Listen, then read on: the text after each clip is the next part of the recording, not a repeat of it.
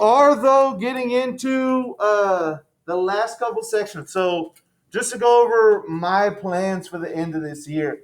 The last 2 weeks of school are pretty busy. There's a lot of end of course tests, EOC tests. A lot of seniors are going to be out. And so we are actually going to do the final exam early. It's going to be next week. So the final exam in this class is going to be the end of next week. Yes. Yes. That is the test that we are doing exemptions from. So you got to find out what the criteria for exemptions are. I'll try to find that out myself, but they've been changing it all year. Yeah, whatever it is. I don't know that they're doing absences this year because of the whole COVID thing. So I don't know. I'm not telling you one way or another. But yeah, if you have hopes of being exempt from the final, you need to find out what those are and find out whether you're going to be exempt or not. That being said, all the stuff leading up to the final, the review, everything is going to count as a grade, and you are going to have to do it whether you're exempt from the final or not. Yeah. Your personal exemption, I don't know. I will know. I'm going to double check. I'm not just going to take your word whether you're exempt or not. But also, I'm not about to find out like right now and give you a list or anything. Huh? Okay, yeah, then why are we having this long conversation about it? Let's move on from your personal exemption. The point is, if you think you might be exempt, it's up to you to find out or not. I will have a list, but it's not going to be anytime soon. So there we go for exemptions. What we're talking about today is conservation of heat and energy. And the thing about this is we're going to have one kind of difficult assignment before all this is over. So we're going to step away from the labs for a second. We're going to do the last couple assignments. We're going to review for the final next week. We're going to take the final next week. And then the last 2 weeks are going to be mostly just labs over in the lab. So that's what I have planned going on. We'll see how it works out. But yeah, right now we're going to do the final exam a little bit early to make sure we fit everything in and everybody's got a chance to review and take the final exam together instead of being all mixed up. So we're talking about today is conservation of energy and heat transfer. I think this is going to be pretty simple. And then tomorrow we will get into endothermic and exothermic reactions. Actually, it'll be Wednesday. We'll get into endothermic and exothermic reactions, and you'll have a little bit of math work, but it won't be too bad. So today, conservation of energy, heat transfer. We're talking about the law of conservation of energy, and we're all familiar with this. It states that energy cannot be created or destroyed. It can be transferred. It can be changed from one form to another. It can be converted, but it cannot be just created or destroyed. If I have energy, it has to come from somewhere. It has to be a part of something. I can repurpose it for what I need, but I can't just make energy out of nothing. So, based on that principle, there's a fixed amount of energy in the universe. You literally cannot make more. There's only a certain amount of energy in all the bonds and all the stars and all the material that we actually have. And then that's it. There is no more. And actually, if you take Earth and space from me, Earth and space, we might talk about it a little bit. This is actually a problem for human beings living forever. When you get into physics and when you get into space, there's only a limited amount of energy in the universe. And if you, as like a human being, obviously me and you are not going to live forever. But the species of human beings is going to have a really hard time living long into the future because of energy. Energy is a big problem. So energy of a system plus the energy of the surroundings equals the total energy of the universe. So in chemistry and in physics a little bit, we can think of the stuff that we're working on, the thing inside my beaker or inside my lab or inside my box, whatever that happens to be. I can think of everything inside this beaker as being my system. Whatever I'm doing my work in, this is my system.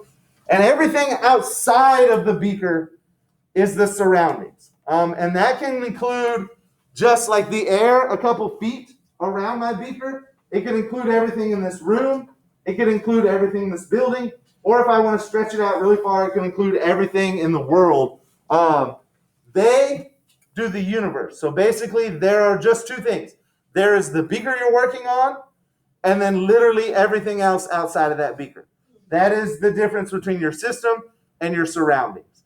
To make it a little bit easier, I can make my surroundings less than the universe, but technically that is what I'm interacting with. Just about everything on some small level. So the key here is, if energy cannot be created and it can't be destroyed, but I need to use some. I need to use some to power my phone. I need to use some to start my car and drive it down the road. Where am I getting that energy? It's got to be converted. I need to take it from one form and convert it into the form that I need to use it in. That's the key part here. I'm not creating anything. Nothing's coming out of nowhere. I got to find it somewhere else and convert it. So converting chemical energy, chemical potential energy, which is the stored energy in a chemical, can be converted into different forms of other types of energy. The big ones here are going to be thermal energy, which is heat, light, which usually comes along with your heat, motion, kinetic energy, sound, or electrical energy. The electrical energy is a little bit different, but we can convert into and out of that. It's just a little bit more technical. So their example here, and their example is technically a little bit wrong. It's a little bit simplistic. In a power plant, some of the chemical potential energy stored in coal is converted into electrical energy, which is distributed to consumers. The problem here is the coal is converted into electrical energy. Yes, but what can I do with coal? What's literally like the only thing I can do with coal? Burn it. I can burn it. And when I burn coal, does that produce electricity? No. So really I'm taking the coal and I'm turning it into what types of energy up here? Thermal. If I burn coal, does it give off light? Yeah. And is it making the air move around? Thermal energy is kind of also motion and kinetic energy. So I'm actually getting all three of these up here. And to be fair, if I burn anything, is it going to make a little bit of sound? Yeah. So I'm putting off sound energy too. So I'm putting off pretty much everything other than electrical energy. So how does just off the top of our heads, how does a coal plant turn heat and light into electrical energy? What do we do? How does that electrical energy get produced? Yeah, you got to turn it in some sort of kinetic energy. And what am I trying to turn in kinetic energy to produce electricity? Like a generator, right? Yeah, some sort of magnets wrapped with wires. And if I turn the wires around the magnets, then I'm producing electricity.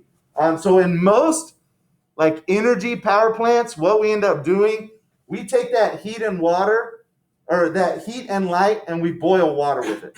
And when I boil water, the water is going to flow through pipes, which is going to turn my big generators, which is going to actually give me electricity. So it's a little bit more complicated. I just don't burn coal and like electricity comes out. That's not how it works. I take the heat and the light and the energy released from burning the coal. I heat up water. The water gets moved around pipes. That turns my generator, which then creates electricity. So you actually use quite a few different forms of energy when converting from coal to electricity. So their example here, an explosive device is detonated. You can see this fighter jet here probably launched a missile into the beach just in training exercises. We have a nice explosion. What types of energy are here? So you got kinetic straight off the bat. You have an explosion. Everything's moving. Bits of sand and rock and all sorts of other things are going to be thrown into the air. What else do I have? Sound. I got thermal. It's hot. I have sound. I'm going to hear the explosion. What do I see right in the middle? The light coming from it. So it's pretty much everything other than electrical energy is what this has been stored. Now, what type of energy was this missile before it blew up? It was potential. It stored chemical energy. Because in these missiles, you have some sort of explosive, whether it's TNT, C4, or some sort of nuclear device. All of that energy is stored in the chemical bonds, and it's not until detonation that all that energy is released. So know that you can convert pretty much any form of energy into any other type of energy if you have the right materials to do so. So energy can be transferred from one object or area to another. Thermal energy is transferred anytime two substances of different temperatures meet. So if I got something hot and something cold, thermal energy is going to be exchanged in between them, and they're both going to get towards the same temperature, right? If I put ice in a hot soda, the ice is cold and the soda is warm. If I come back 30 minutes later, what's happened? Yeah, all the ice is melted, and now the water that used to be the ice and the soda are the same temperature, right? Hopefully it's nice and cold so I can drink it, but everything's the same temperature. And so if I have two different temperatures, heat is going to be exchanged until they reach the same temperature, and now I don't have any heat being exchanged. So 3 processes of transferring heat. How can I move heat? Conduction, convection, radiation. We went through these earlier in the year. Conduction, what do I have to move heat by conduction? Metal. Metal's a good thing, but specifically, what does that metal have to be doing? Well, conductor is it's a word, but like what? For a wire to conduct electricity to another wire, what do they have to be doing? Touching. Like touching is the key here. For conduction, for heat to be conducted, you have to be touching something.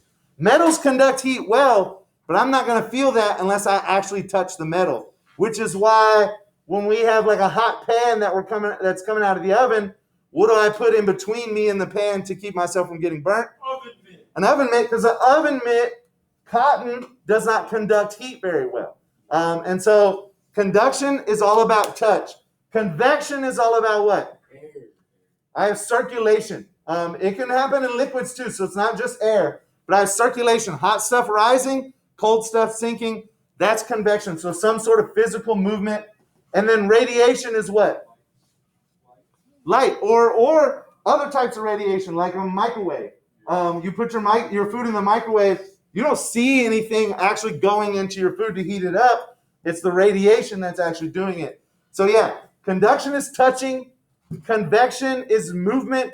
And then radiation is just the energy coming straight towards me in the form of light, some sort of electromagnetic radiation. So they go through each of these: conduction, convection, radiation, and then that's it. So that's going to be it for the lecture today. The assignment is pretty short. You can go ahead and start on it. If you have any questions, let me know. And then tomorrow we will do the quiz over this assignment. Can we keep the lights on? No. Negative.